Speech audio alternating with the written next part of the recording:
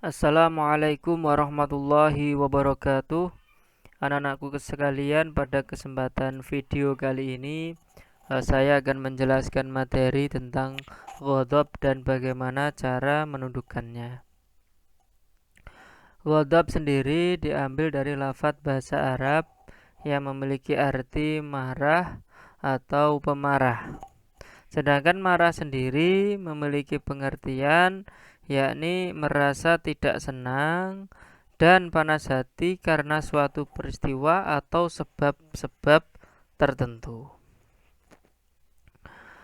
Marah sejatinya adalah sifat alamiah yang ada pada manusia, namun di antara mereka ada yang mampu mengendalikan dan ada pula yang tidak mampu mengendalikan. Maka itulah Islam di sini mengajarkan untuk bisa mengendalikan yang namanya marah. Kenapa kemudian marah ini perlu dikendalikan? Karena pada dasarnya nafsu amarah ini selalu mendorong diri manusia untuk melahirkan perbuatan, sikap, dan tindakan kejahatan atau syahwat hewani dan kesenangan kepada kejahatan.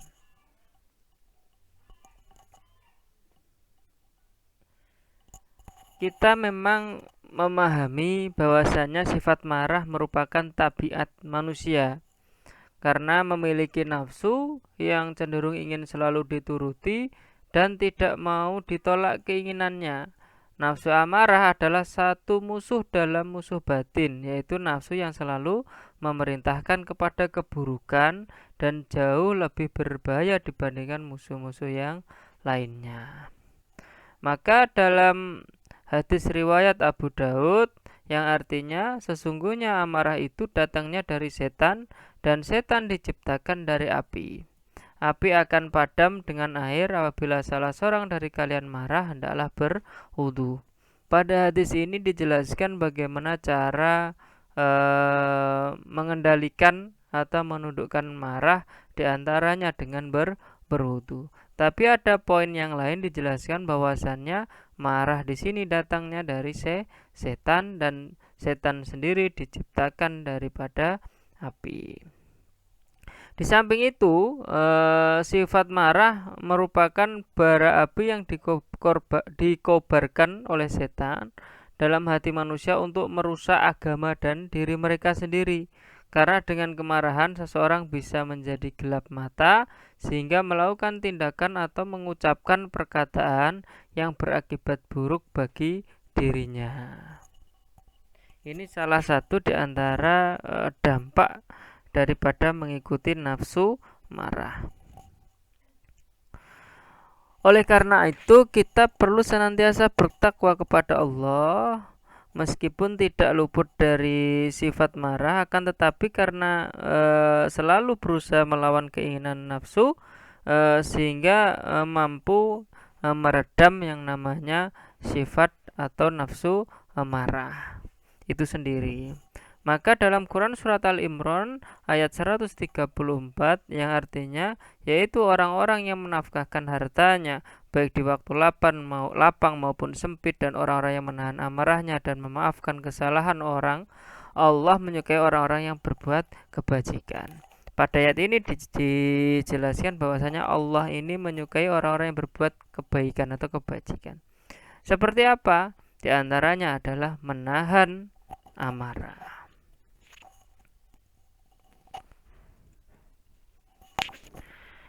Bahaya marah pada video kali ini saya sampaikan ada dua. Yang pertama bagi diri sendiri dan yang pertama bagi diri sendiri dan yang kedua bagi orang lain dan lingkungan. Bagi diri sendiri ini orang yang suka marah atau tidak mampu mengendalikan marah mengakibatkan munculnya berbagai macam penyakit jasmani.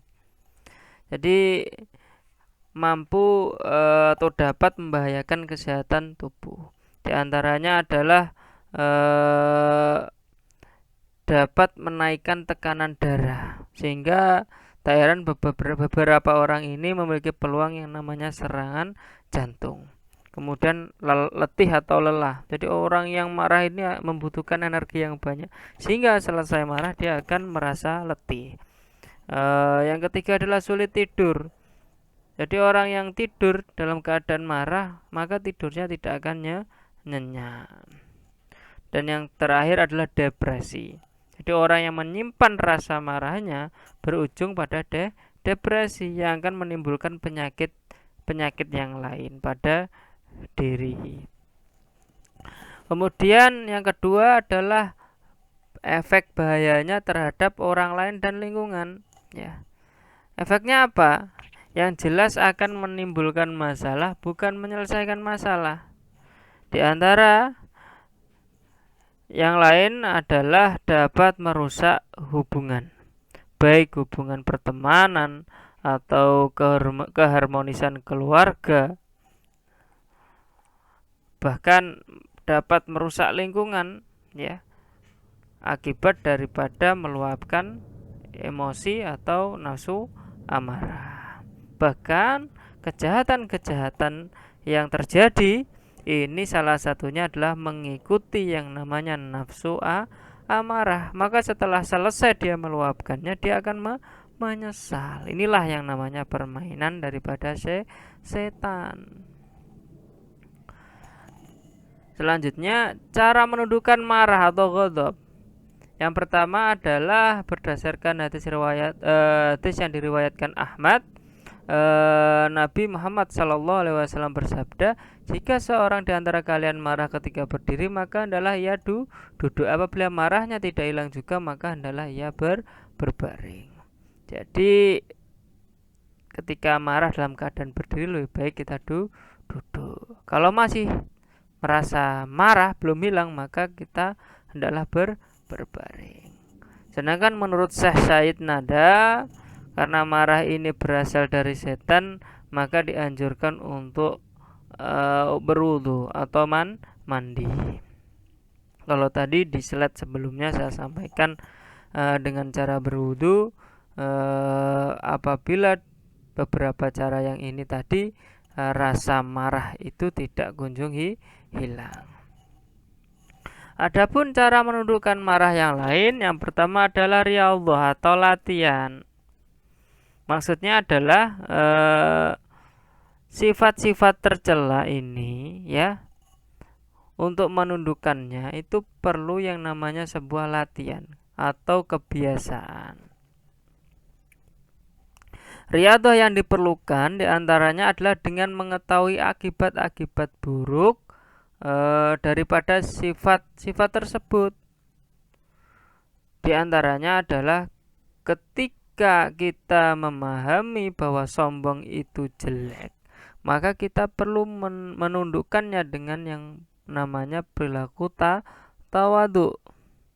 Kalau kita tahu bahwasanya haus harta itu buruk, maka kita perlu menundukkannya dengan qanaah dan lain sebagainya.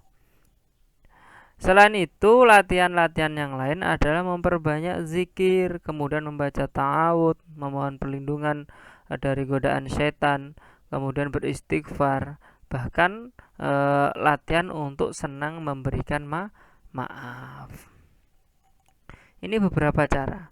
Jadi sesuatu itu bisa mudah dilakukan ketika senantiasa dilakukan atau senang berlatih. Seorang pemain bola yang handal di lapangan, yang senang mencetak gol, dia tidak serta-merta mampu melakukan itu dengan mudah, tapi melalui proses perjalanan yang cukup panjang sehingga dia mampu menjadi pemain profesional. Begitu juga dalam hal mengendalikan yang namanya nafsu amarah. Yang kedua adalah mujahadah. Jadi latihan-latihan ini juga perlu yang namanya kesungguhan. Jadi sungguh-sungguh, benar-benar, tidak hanya sekedar ini coba kemudian kalau kiranya berat tidak usah dilakukan, jangan. Ya perlu yang namanya sungguh-sungguh. Jadi dilakukan dengan sekuat tenaga untuk menahan nafsu agar tidak melampiaskannya kepada kemarahan dan menyadari dampaknya. Dan yang ketiga adalah menahan hawa nafsu. Dalam hadis riwayat Bukhari yang artinya dari Abu Hurairah radhiallahu an bahwa ada seorang laki-laki berkata kepada Nabi, "Berilah wasiat kepadaku." Maka Nabi bersabda, "Janganlah engkau marah." Maka diulanginya permintaan itu beberapa kali sehingga Nabi bersabda kembali, "Janganlah engkau marah." Jadi wasiat yang diberikan adalah janganlah engkau marah. Adapun hikmah menahan amarah, Allah akan menjanjikan surga bagi mereka yang menahan marah dan memaafkan. Jadi surga diperuntukkan untuk mereka yang mau menahan amarah dan memaafkan. Ya. Mereka akan disukai oleh Allah Subhanahu wa taala, sesama manusia, juga malaikat Allah, mendatangkan kebaikan dan akan dipermudah urusan dan memperlancar rezeki. Dalam kehidupan dunia, orang yang tidak mudah marah, maka relasinya akan banyak. Pertemanannya luas. Karena banyak temannya, maka ketika dia mengalami kesulitan, maka banyak orang yang datang akan membantu. Sehingga termasuk dalam urusan rezeki. Maka ini beberapa hal yang bisa saya sampaikan. Ada yang perlu kita simpulkan bahwasanya memang marah atau nafsu amarah itu tabiat manusia. Namun perlu kita mengendalikan nafsu amarah itu sehingga tidak melahirkan perilaku-perilaku tercela yang akan merugikan diri sendiri bahkan orang lain. Mungkin berkenaan pendapat-pendapat yang lain, kalau mungkin marah berkenaan keduniawian, kebendaan itu memang sifatnya akan mengarah kepada tercela. Maka apabila marah ini berkaitan dengan syariat, maka jangan sampai marah itu melahirkan juga perilaku yang tercela. Memang marah itu, saya ulangi lagi, adalah sifat alami manusia.